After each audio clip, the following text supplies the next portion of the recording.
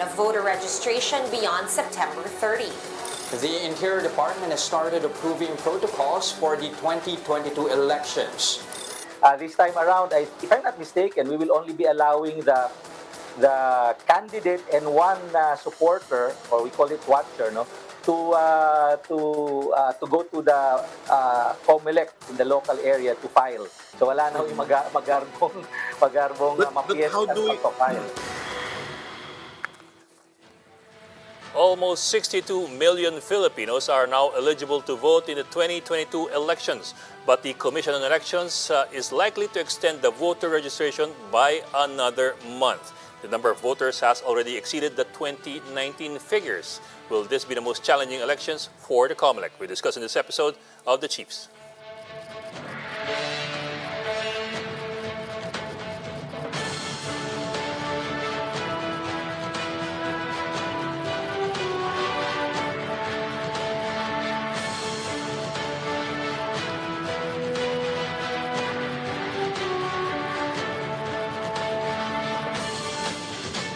And this is the Tuesday edition of The Chiefs. I'm Ed Lingao. Also with us, Ana Marie Paminton of the Philippine Star, Luchi Cruz Valdez, the head of News 5, and Robbie Lampay of One News. Wala pa si Ami. Hi, Luchi and Robbie.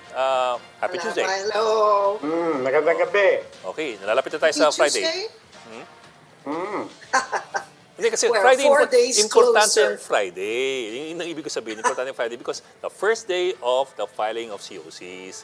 Not for anything else. Okay. Not for anything else. Pero mas let's start up with some good news. I mean, good vibes to. And in fact, pag-usapan natin mamaya.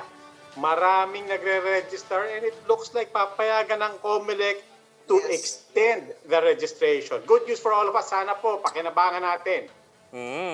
Pero 1 month lang eh. Tama na ba yun? To Well, it's really- entertain the 12 million It's really never enough eh. supposedly madi-disenfranchise. Yeah.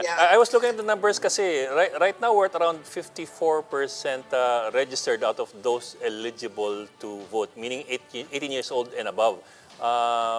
Pero as per the PSA nga, dapat nasa 73 million yan eh, which would be around 65% of the Right. population dapat eligible. Right. Dapat Yeah. pwedeng bumoto. 12 million people. And that's Yeah. more than a swing vote, That's more than a swing vote. If you At saka, if I remember right, I want to clarify that again with COMELEC later, but if I remember right, they actually have overshot or near to overshooting the targets for new voters and new registrants. Yes. So this is yes, something they are. na napakagandang development. And let's not forget, no, if you judge the votes of the last elections, halimbawa na lang yung Laban versus Bongbong Marcos versus Lenny, 217,000 lang yata yung 265, difference. 265,000. No? 265. When you put it in that context, you can imagine how important votes are, no? And so if you want to make your vote counted, you're just going to have to go out there and And register. let me break it down a bit further pa. I was looking at the figures dun sa 2016 elections. Yung voting ages 55% of the voters are ages 18 to 39. Yung kumbaga parang Laki, youth ba? yeah. Oo. That's They're more now than the half. biggest chunk. Yeah. Yes. No, nag-register po kaming lahat. Sinigurado po namin So makaregister. kasama na ako dun sa Wala ka na. 55%. Wala na. You are now a growing minority. Growing minority. Hindi, kasama na kami sa 55%, kumbaga. Yeah. Sige, wala. Delusions yun. Okay, we will talk, of course, more about the calls to extend voter registration a little bit later. But for now, we begin with another issue, urban planner and landscape architect Paolo Alcazarin. Sir, magandang gabi and welcome back to the Chiefs. Hello, Paolo. Welcome back, Paolo. Good to see you. Nice to see all of you. Nice to see Yes, you. sir. Always good to see you and always interesting to have you on the show. Of course, you want to talk about PAREX, the Pasig River Expressway that, nag-groundbreaking na. It's supposed to be, 16 kilometers, I understand, 16 kilometers, 6-lane highway. Most of it passing over the Pasig River, and you and a lot of other groups have registered their opposition to this project. And of course, San Miguel Corporation, the builder, is saying that no, it's going to benefit a lot of people, a lot of motorists, and so on down the line. But first of all, let's begin with you, Po.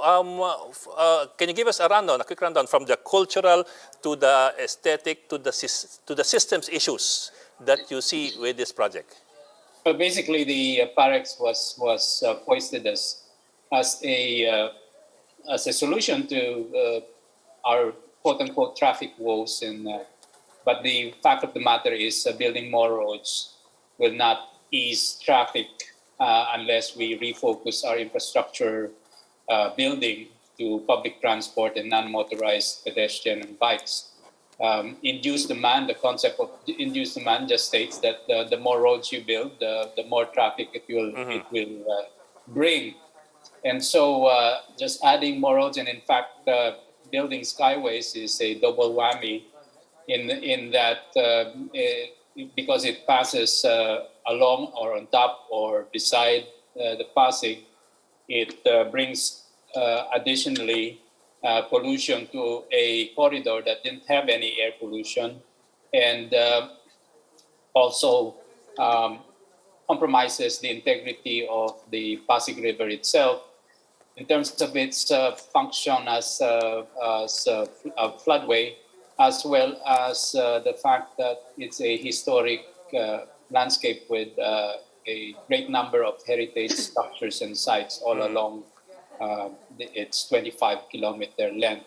The Parex will take up slightly less than the 25. I believe it's 19 in sections, so it may be 16 kilometers in the actual sections that quote unquote will run along its banks. But the thing is, the Pasig River is on the average only between 60 and 70 meters wide, while the 6-lane highway, and now we are being told that the 6-lane highway will also have a BRT alignment, as well as bikes and pedestrian. That would make the width of this skyway around about 45 to 50 meters. And if you add the fact that there are 5 or 6 interchanges, they will need on and off ramps that will take additionally 15 to 20 meters. So in fact, it will compromise most of the width of the Pasig in most of the sections of the Pasig River. Yes, sir. Sir, let me bring in Ana Maria Pamintuan of the Philippine Star. She just came in. Teka, papasingit muna before I bring in.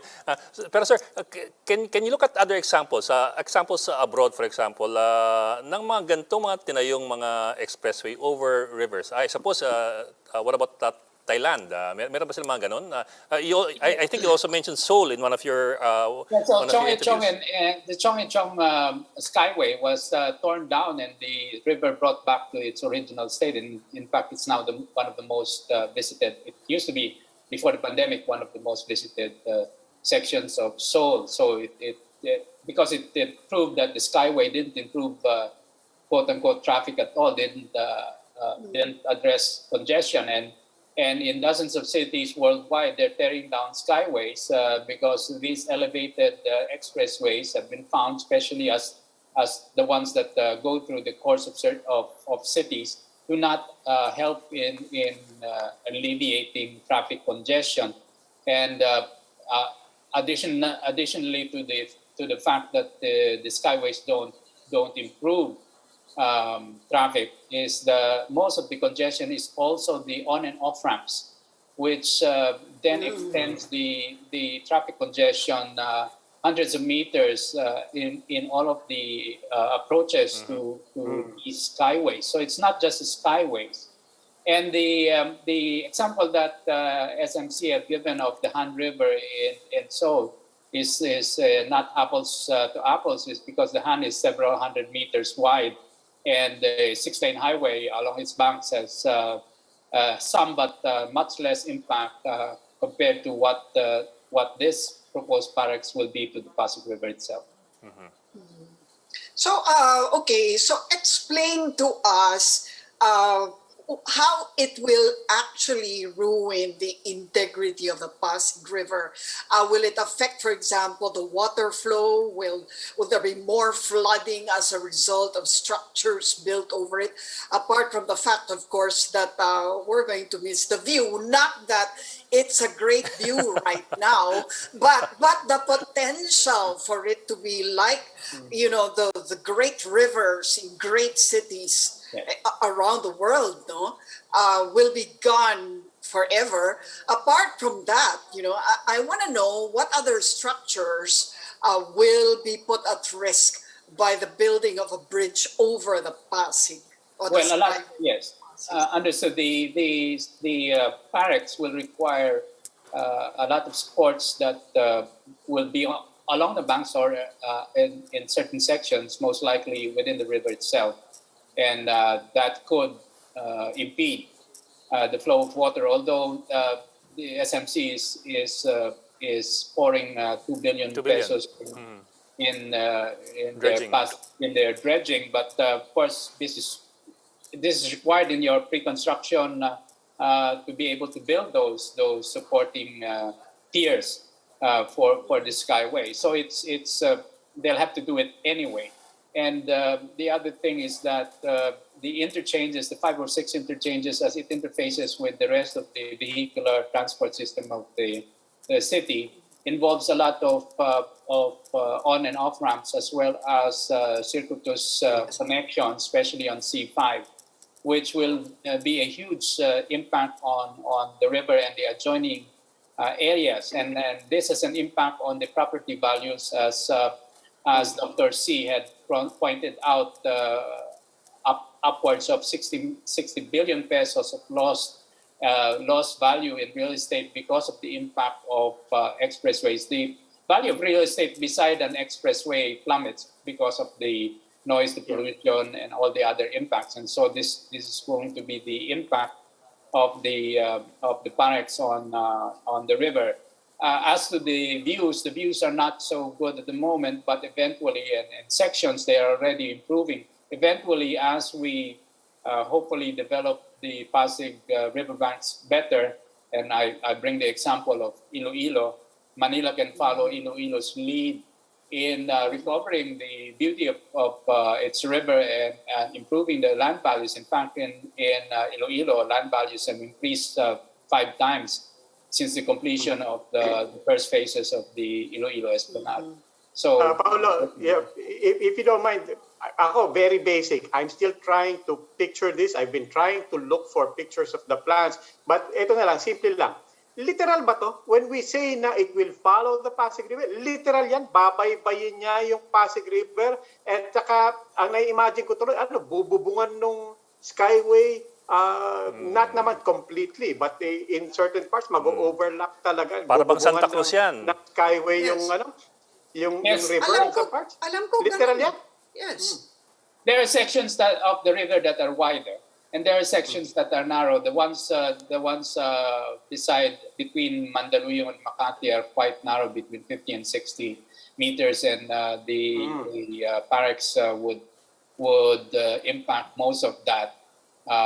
But in other sections, it widens a bit, and there are sections of the parks which crosses land from Plaza Azul to, I believe, it avoids the Malacanang, which would have been a big problem.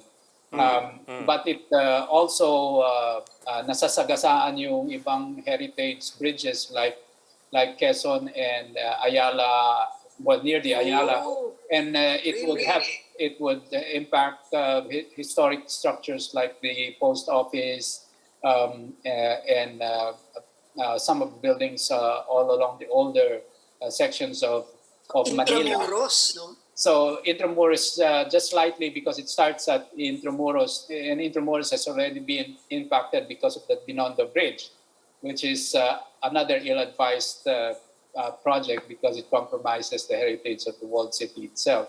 So there's a lot of impact, and like I said, it's not like the Han or other rivers overseas, which are hundreds of meters wide and can absorb some of the impact of the Skyway. I mean, even in New York, which on either side, either Hudson on the other side, the planned highways of Roberts Moses was resisted, and in one portion that it was built covered. So there are ways that can mitigate the impact, but at great cost.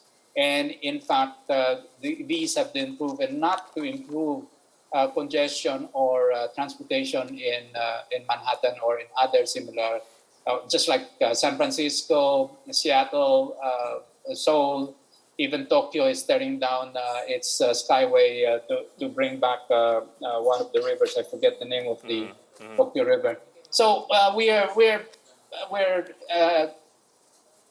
defaulting into things that that other cities all around the world have abandoned since 10, 15 years ago, and I don't know why this Yes, sir. this is. Let's So bring in Paulo, Ami Puntuan. yeah, Ami. Paulo, much of the project will actually be over the Pasig River, no? Kasi In certain portions, yes. pareho kami ni Robby, hindi namin ma-picture ko ano itsura nun eh. Much of it will go through the Pasig River. Pero ang sinasabi ng San Miguel, may statement na sila, it will actually include beautification daw of the area that will be traversed, magkakaroon ng bike lanes, pedestrian areas, tapos merong ferry system, yung bus rapid transit daw will decongest nga at mababawasan yung traffic and pollution. What do you say to those explanations? 4 words: lipstick on a pig. It's lipstick on a pig. It's a pig of an idea. Lipstick on a pig. Okay. Yeah, lipstick on a pig. Lipstick on a pig. I mean, they only came up with this after the fact that there was a lot of fallout on social media, and so the spin doctors went on overtime and even brought in the firm of Felino Palafox, who was. Kung matutuloy yung Paulo, that's okay. Kung matutuloy yung sinasabi nila na magkakaroon naman ng ganyan na beautification and to improve the environment na dadaanan ng expressway, okay ba yun? Well, they're saying that the 6-lane highway will now incorporate a BRT, two BRT yes, sir. lanes, bike lanes and pedestrian lanes. But the problem is these skyways are tens of meters above. To connect a pedestrian system from the banks of the river and the rest of the pedestrian network on both sides, one would have to go several flights, the equivalent of about five stories to get up there. And BRT. And you're carrying your bike pa, no? And yes, and if you're walking, then it's very difficult to walk there.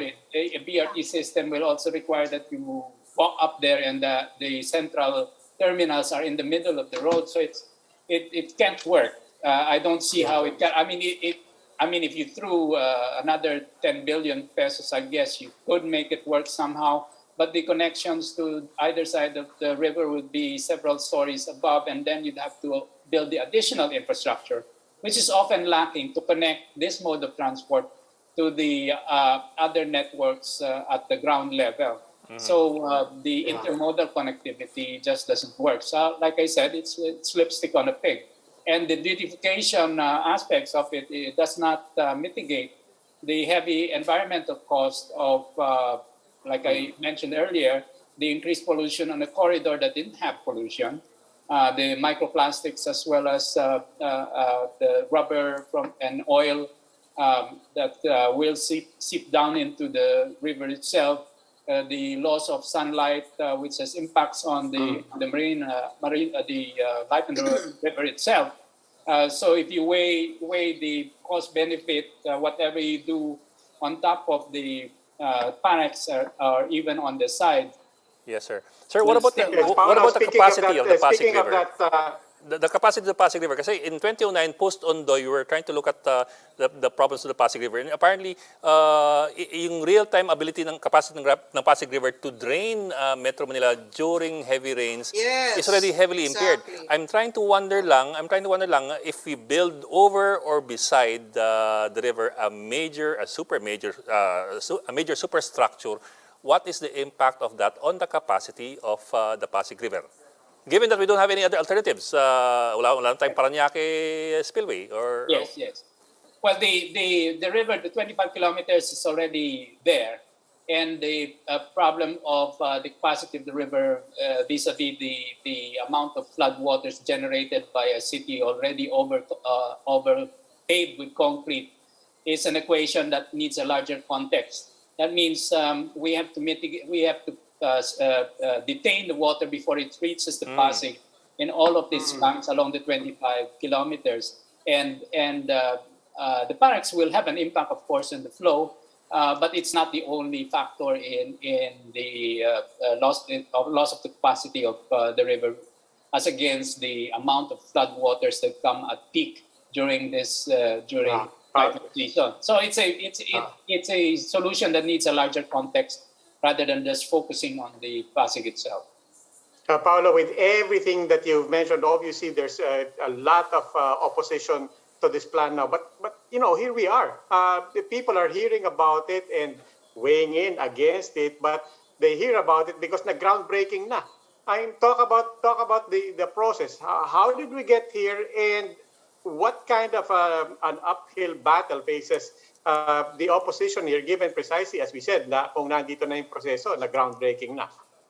Well, it seems to be a situation all around in the country where the public is not informed. There's consultation, but it's token consultation.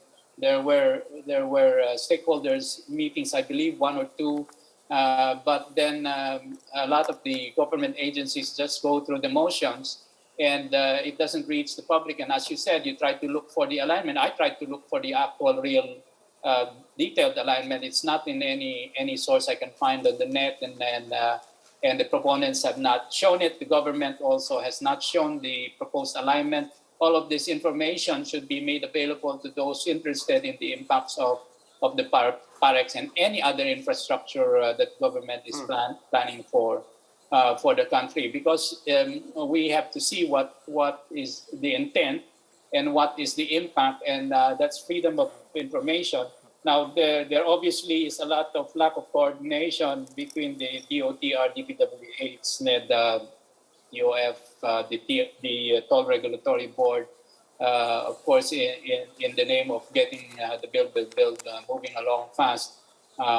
They may have been over-enthusiastic about it and failed to bring in one important thing is the public into the equation. So what's the process? I mean, ano yung pangahawakan nyo dito to try to reverse it?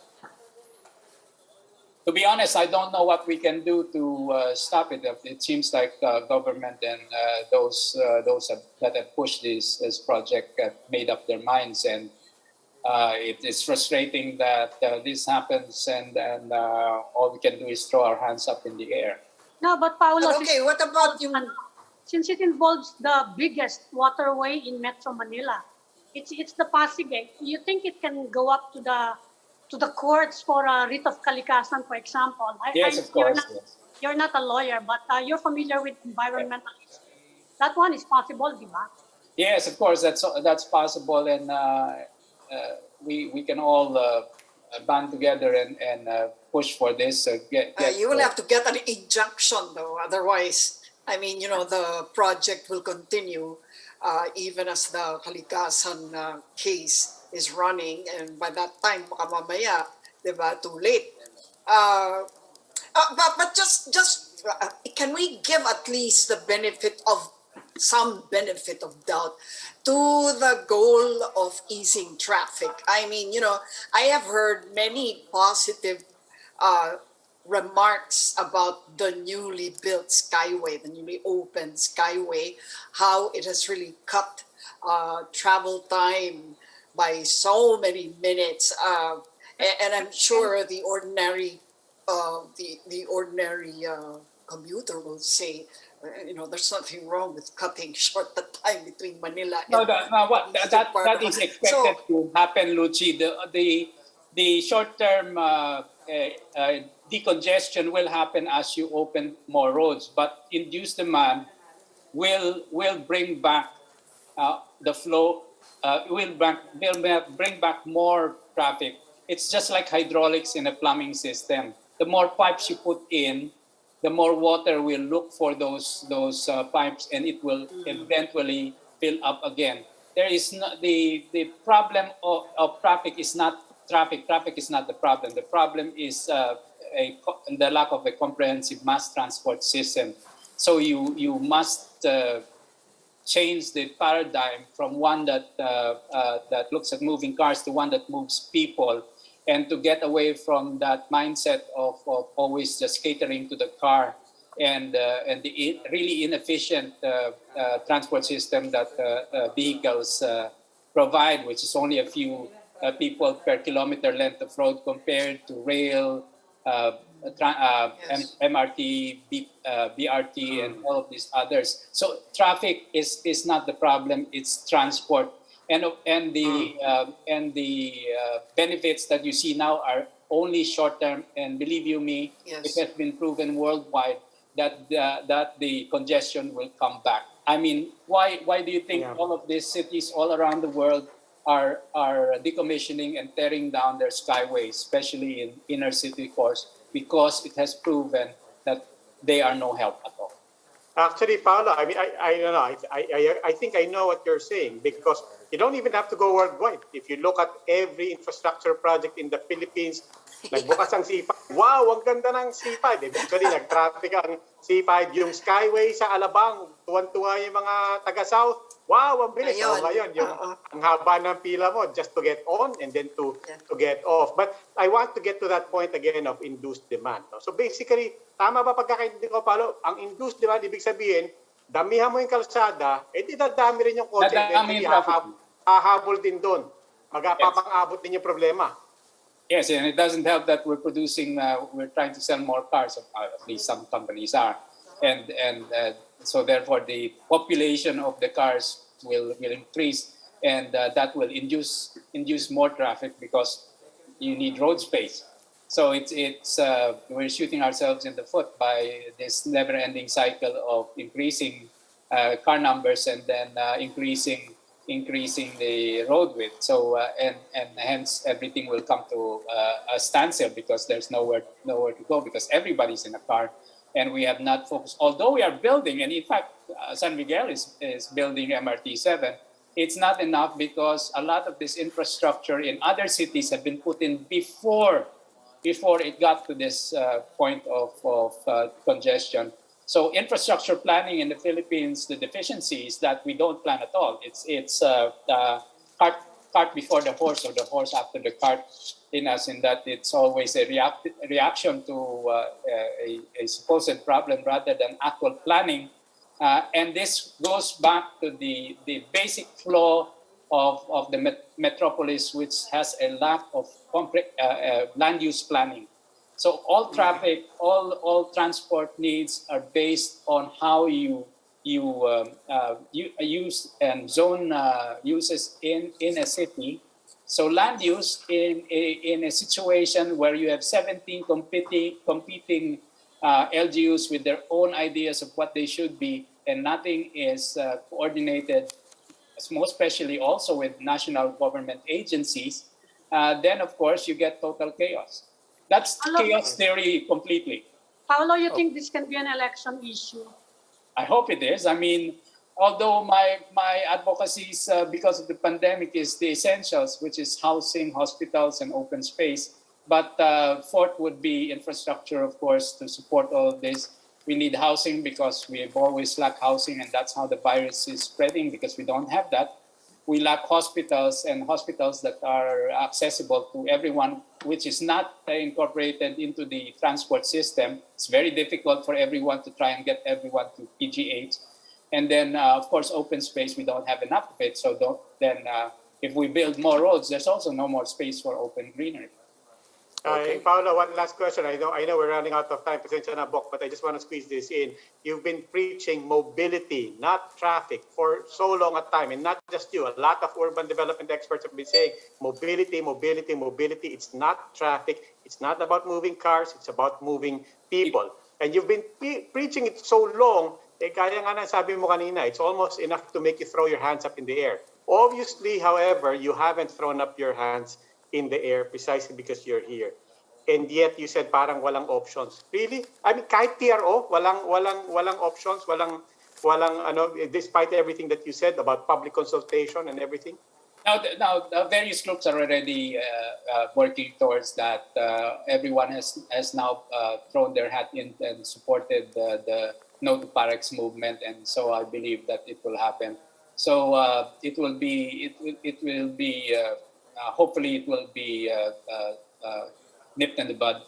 And Mr. Ang has other things that he could spend the 95 billion pesos on. It's not as if there are any other opportunities for him. I would suggest that he focus also on his MRT 7, which has a deficiency of the terminals not having good intermodal connections to the rest of the transport systems. And I pointed this out, and a lot of us have pointed it out in all along the alignment of the MRT 7 is that you lack that link between the MRTs and the buses, the jeepneys and the bikes and the pedestrians. And this is where money could be spent because there's no focus on that now. And like in the QC elliptical, there's no connectivity with the park itself. The terminal has compromised the greenery in the circle.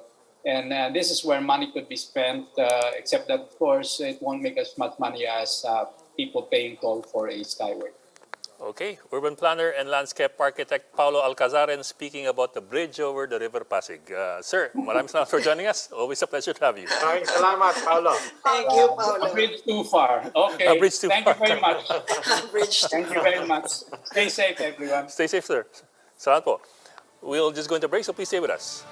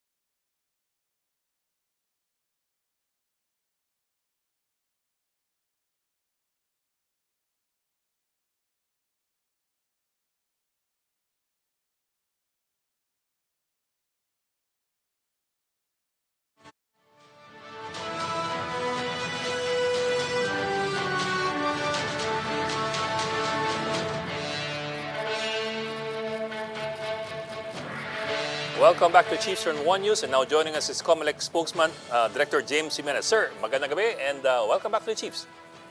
Good evening. Good evening. Thank you for having me. Yes, sir. Yes, sir. We understand bukas may unbank yung ang COMELEC, and you've been quoted as saying that COMELEC is likely to approve an extension of the registration for new voters. Well, I'd like to confirm that first of all kasi well, we got that on the news. But the other thing is this with an extension, if that does happen, how does that affect your preparations for 2022? Kasi in the past, ang worry ng COMELEC baka maantala lahat. Yeah, well, that's still true, no? Actually, yan nga yung pinag-usapan namin doon sa aming ManCom last Monday. Basically, the COMELEC consulted with all of its officials as well as the commissioners to find out what effect it would have on the preparations. And while everyone really they were initially against the idea, ultimately, mas matimbang yung public clamor. We felt that there was a need to do it, and so it looks like it's going to happen. Now, ang impact niya doon sa ating preparations is that a lot of the preparations will have to be really squeezed tighter, ika nga, no? Lahat naman ng planning calendar, merong konting give yan.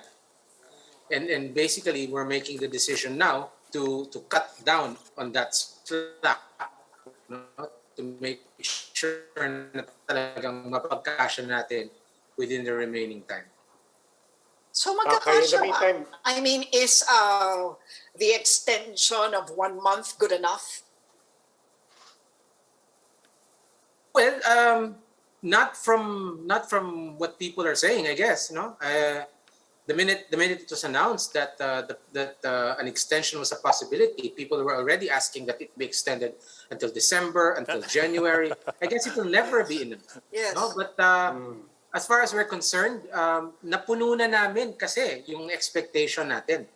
We've already met the expectation many times over, and we're doing this really just to heed the public clamor and to give what we can, to the extent that we can. Pero bakit ganon parang hindi yata nagre-reconcile yung figures ninyo and Congress? Sabi nila 12 million daw dapat yung bagong voters.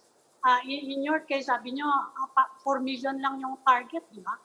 Parang ang layo-layo. Right. Tama ba yun? Yung 4 million po, actually, Ma'am Ana Marie, yung 4 million bilang po yan na binigay ng ating Philippine Statistics Authority. Yan po yung bilang ng tao na mag-18 in time for 2022. So yan talaga yung expected natin new figure. Saan galing? I think hindi ko alam. But I think what they're citing is the number of unregistered eligible people. Opo. And that's a different story. Diba? Because hindi naman lahat ng taong eligible pumipiling magparehistro, and it's been the same story for the longest time. okay, so but in the meantime, Director, give us the baseline, not the baseline, but the updated figures right now. Tama ba? 62 million, and if that's right, that's already more than the voters in the 2019 elections. Tama po ba yun? That's right. Tama po yun. And in fact, we're based on our estimates, we're closer to 63 million coming into 2022. So medyo marami po talaga, no? And as you pointed out, we've already exceeded the number of voters in 2019, which was 61 million.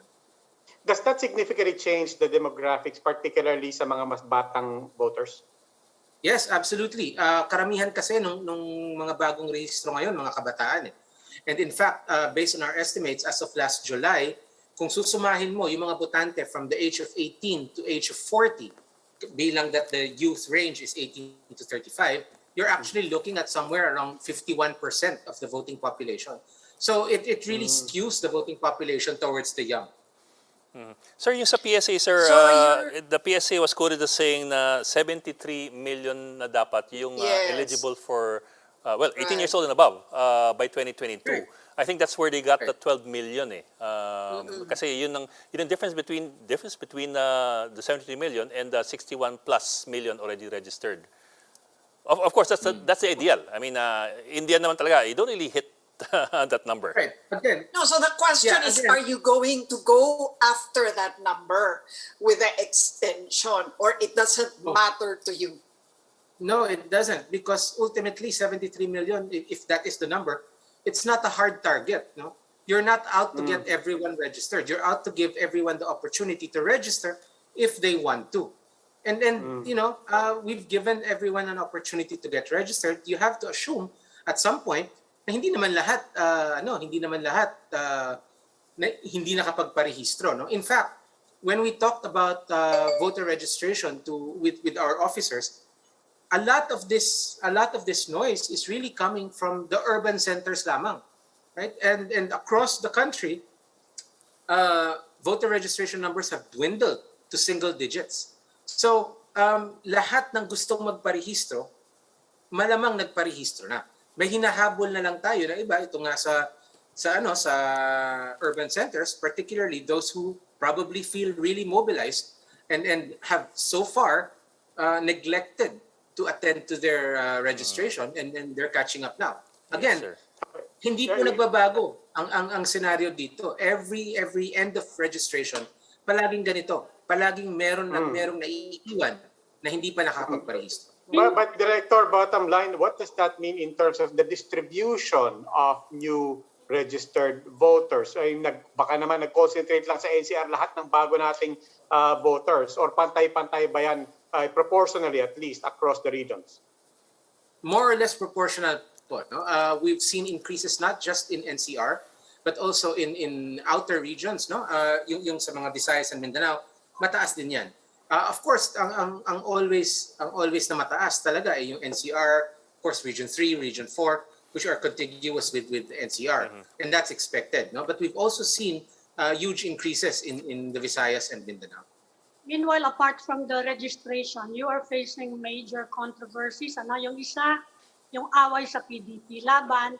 At saka yung pangalawa, nagsabi na si President Duterte, nag-sign na siya ay tatakbo for Vice President. Kung sakasakali, how soon can you rule on the PDP? It's in the COMELEC now, no? Yung PDP laban dispute.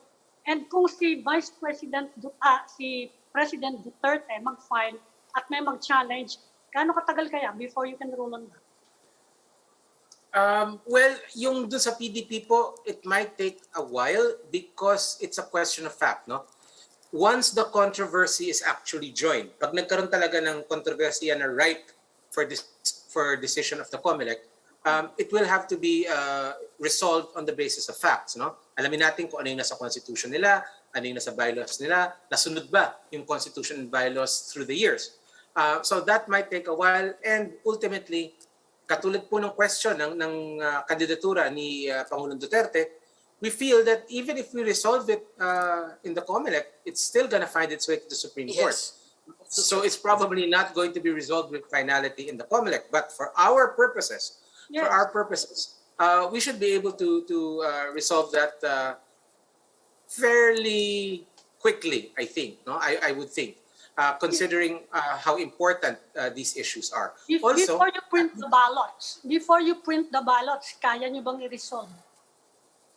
Ma'am, I'm not so sure about the PDP Laban case, but as far as the other case, the one with President Duterte, it would seem that it's pretty cut and dried. No, even the people who are against the idea are saying that there is no express prohibition, and ultimately, if there is no express prohibition, COMELEC will not really have any leeway on the matter. So, baka po magawa ng paraan kagad. Direk, what about the multi-day voting day? I mean, di ba there was that suggestion na dapat daw we should extend it to more than one day, baka maging multiple day elections. Anong probability nun? Malabo na po yun. In fact, that's not in our plans at all, right? We have not acted on that idea simply because it's not provided for in the law. The law does not really allow a multi-day election. And Congress however, is not pushing it. Kasi sa kanila rin ang galing yun eh. Yeah. Yes, ma'am. Congress is not pushing it. And in any case, COMELEC has the authority to extend the voting hours. So yun po yung tack na sinusunod natin. Alright. Sir, balayan ko lang yung cases kung sakaling magsampahan nga ng kaso doon sa PDP laban at doon sa kaso ni Pangulong Duterte. Any decision by the COMELEC ba stands until it is overturned by the Supreme Court? Or pag nagsampa sa Supreme Court ng appeal, does that mean that you are restrained from moving forward? I asked that kasi noong 2018, the COMELEC ruled on the split faction in the PDP laban, and even while pending in the Supreme Court, tinuloy ninyo na si Coco Pimentel pa rin ang chairman. Right. I think the Supreme Court will have to issue a restraining order. The COMELEC has quasi-judicial authority, which means that if it makes a decision and it reaches finality sa COMELEC, there should be nothing stopping it unless there is... Yes, it applies, unless there is an outside action. Pero yung sinasabi yung actionable, what does that mean? Kung hindi pa resolved you're printing ballots, you have two factions, are you going to print all the names, for example, of their Senate slates, their candidates? Well, right now, ma'am, the thing is we hindi pa joined yung controversy as far as the COMELEC is concerned. Because right now, number one, they haven't filed their certificates of candidacy yet. Okay. Number two, they haven't filed their authorized signatories yet. So basically, we're waiting to see who the representative of the PDP Laban political party is. We don't know that at this moment, no? So we're going to wait until that happens, and then we're going to resolve it if it becomes necessary. But in 2018, you were able to resolve that by November, if I recall correctly. Yes. I think iba po yung kaso nung 2018. Ano? Nung 2018, nag-file kagad sila ng authorized signatories. So na-resolve ka agad. Okay. Director, in the meantime, we're preparing for the filing of COCs from October 1 to 8. Ano bang That's right. in-expect natin na piyesta dyan? Sana wala nang piyesta. Particularly dito sa national level. Oh, well, we have reason to be optimistic, ma'am. No? First of all, the venue for the filing of candidacies for president and senators, for example, is going to be located deep inside the CCP complex. It's far from all sorts of public transport, and the available public transport in the CCP complex will be controlled by the PNP, who will be providing security for our venue. So, dun pa lang, salang-sala na yung pwedeng lumapit sa ating filing area. So you underestimate the abilities So walang of mga mass gathering ng mga you underestimate ng the mga abilities of these people supporters yan, to bus in people. No bus loads of ano. Doon sa Rojas Boulevard. I don't think it's so much underestimating people as really thinking that the preparations should be adequate, to prevent them from coming in, because tandaan po natin, kung magdadala ka ng crowds diyan, kitang-kita ka eh. I mean, yung CCP complex itself is not wide open. really it's wide open, hindi siya na dinadaanan ng pangkaraniwang tao. So it'll be hard to ika nga nila na magpuslit ng buses of supporters. Yes, sir. I think so that should help. That should work in our favor. Yes, I think your rule is only one companion, di ba? Tama ba? Plus one lang dun sa filing. Sorry, sir. It's the entourage sizes are for president and vice president. You're allowed 3 companions. Oh, 3. Right? Okay. So if you're filing, then that's you, the candidate, and 3 companions. If you're running for senator, you're allowed 2 companions. If you're filing for a party list, you're allowed 1 companion only. In the tent po yan, So, in the 3 to tent. I'm wondering lang kasi if that's for in the tent, alam mo naman Pilipino, baka ilulusot eh. Yung outside the tent, may limitation ba yun? Kasi parang, sir, kasi ganito, parang sa COMELEC yan, pag filing every elections, diba? Yung banda at yung perya, hanggang sa labas ng COMELEC yan. Pero yung papasok sa loob, talagang sala lang yan. Pero may banda pa rin sa labas. So, yun pong ibig sabihin baka mamaya, yung banda, hanggang dun sa labas ng tent. Uulihin nga ng polis. Yan po ang difference dun sa luma at saka sa ngayon. Dati, yung building namin, nasa tabi ng kalye. Diba? Nasa tabi mismo ng General Luna. So pwede ka magdala talaga ng banda doon. Even though may barricade yung kapulisan doon sa labas mismo, sa harap ng ating ng ating building, there's the park, really, right? And all of that.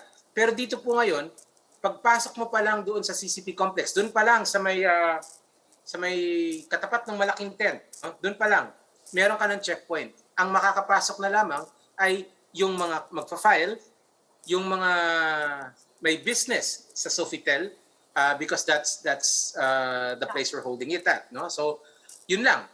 So very limited po. And the people who are not filing candidates will have to show identification and to prove that they really do have legitimate business with the hotel. So I think again, the police have been briefing almost nonstop for the last 3 days. So I think they should be ready to handle the crowds. Pero dun sa Rojas Boulevard, bahala na sila doon. Kung Isa Rojas Boulevard, ma'am, ibang usapan na yun. Hindi namin hawak yan. Yung media naman, wala namang kaming dyan. Wala, hindi naman kami isi-screen dyan, siguro. Plus 3 rin tayo, plus 3. Oo nga lagi kaming influence. May media po sa loob ng tent. Okay.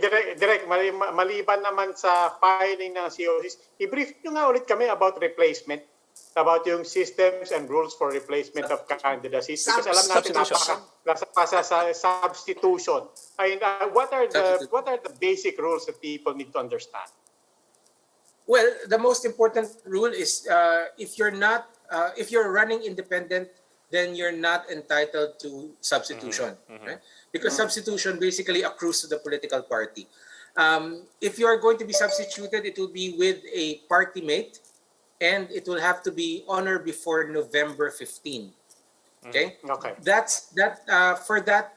would be voluntary withdrawal. That means you file the certificate of candidacy and then you change your mind, ayaw mo na.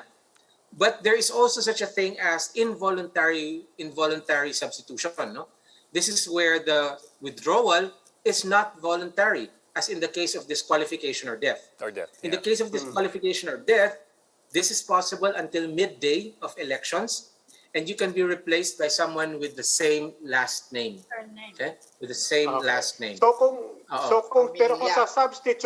sa substitute ako, if I got you right, I have to be part of the same party. So I have to do two things. I first have to be sworn in as a member of the same party, and then take the position, and then take the candidacy. Yes, that's right. Sir, what if you're a guest But you have candidate? to have Kasi filed also, right? Di ba dapat nag-file ka rin for a position? Di No, ba ganun no, yung no. rule? No, So, ma'am, no. kunyari, hindi nyo noon, hindi siya nag-file? Ganun ba yun? Hindi po necessary. Parang- Hindi necessary. Okay. Pero yung same surname, hindi kailangan, pakiulit nga kung ano yung requirement. Yes, ma'am. In surname. For The person. for involuntary. Sige kayo. Apo, yung involuntary withdrawal, yung namatay or na-disqualify, can be substituted all the way up to midday of election day, and pwede siyang palitan ng isang taong kaapelido niya. Hindi pwedeng Kaapelido po. voluntary withdrawal. Hindi pwede. no Hindi permanent pwedeng opinion. voluntary withdrawal. Kailangan involuntary, which means patay o na-disqualify. Sir, what about, Direk, meron what about akong guest phone-in, candidates? meron akong phone-in. Kasi Of course, yun na kung bakit namin tinatanong yan. what about sir, what about guest candidates? Kasi nauusing guest candidates You have guest candidates who are Yes. independent That's being what I want to adopted by understand. so many political parties. Right. Can a guest candidate be substituted or substitute the place of another person? Our rules say same party po. Must be a member of the same party. A guest Kailangan sworn in. candidate Okay. just someone who's running under the auspices of that party, not a party mate. So So theoretically, yung mga theoretically, coalitions, so yung mga coalitions like Hugbong, hindi yan di ba? I mean, the way Hugbong Lumalapit na was tayo. at least in Lumalapit na tayo. 2019. Kapakakanan na ni Lucy ngayon yan. If a coalition is So, malaman registered, kasi, yes, it's not a political If a party coalition- yet, right? if It's a a coalition is coalition. registered, it is considered like a political party na rin po. They can file candidacies of people rin, no? And they can be What if there are many parties within that coalition? How does then that? they have to be members of the coalition, ma'am. Okay. The Director, meron akong mga phone-in question dito from friends, the frontliners. First, paano raw boboto ang mga frontliners? And then secondly, paano yung mga naka-quarantine? Kung abutan ka ng quarantine nung araw ng botohan, paano yun?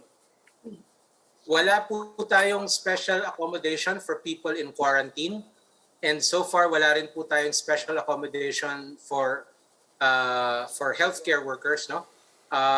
Not like the accommodation we have for the media. Wala pong ganun. But is that being considered? Or wala? Or pinag-uusapan pa? Well, it's been discussed po, no? But we need legislative action on that kasi. So, pero wala pa po. Ngayon.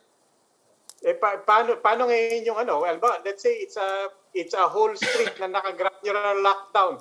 So wala, ganun na lang. So it's the same situation basically.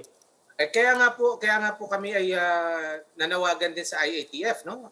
For clear guidelines on the concept of granular lockdowns, because it would appear that the power of the local chief executives is massive, no? If they declare a lockdown now, it's automatically in effect, no appeal. So that's the problem. And one of the things that we're concerned about is that it could be used to alter the exactly. Would you put it beneath a local government official to gerrymander the elections? That way, no. Sorry. Pwede bang suspindihin yung granular lockdown on election day? Pinag-uusapan na po ng COMELEC with IATF, at ang sabi po ng IATF is to put our observations down in writing and submit it to them. Pero sir, has COMELEC expressed that reservation or that concern, specifically that concern or the possibility of executives using the granular lockdown powers in order to disqualify, for example, the barangay where his opponent is very strong? In more polite language, yes. And You Not know, the way I that- said it, that's- right? Not the way I said it. yes, sir. Yes, sir. Yes, sir.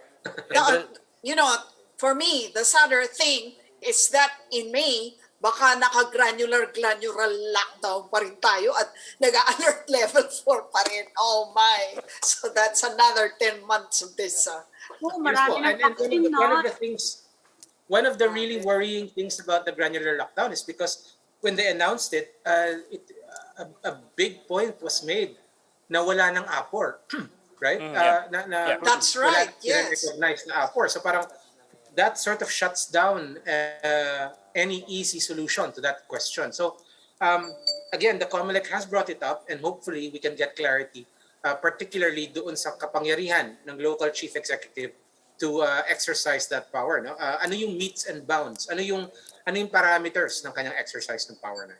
When did you bring it up with the IATF? Last Wednesday, ma'am. Last Wednesday. Okay. And no response yet, sir. No feedback yet. Well, ang response nila is to ask us to Writing. write our Write down observations the down record. and to just submit it to them and they will rule on it. Okay, but that's a very important observation. Yes, it is. Kasi lalo na yung mga local executives na may private army sa labas, ano? Yeah. Rami-rami yun. And they can do that. Dami nyo nang tinanim sa utak na mga politiko ngayon. Oh nga, you're giving them ideas. Kasalanan niya ni Robby. Okay, sir. Mr. James Jimenez, spokesman of the Commission on Elections. Maraming salamat, sir, for joining us tonight. Thank you. Maraming salamat po. Thank you, Yes, po. Director Jimenez. That will be all for this Tuesday edition of the Chiefs. We hope what was discussed here will keep the conversation going. Now, before we go, a reminder to our viewers, mask on, wash hands, and stay safe, Philippines. I'm Edwin Gao. I'm Ami Pamintuan of the Philippine Star. I'm Lucy Cruz Valdez of News 5. I'm Robbie Alampay and we are One News.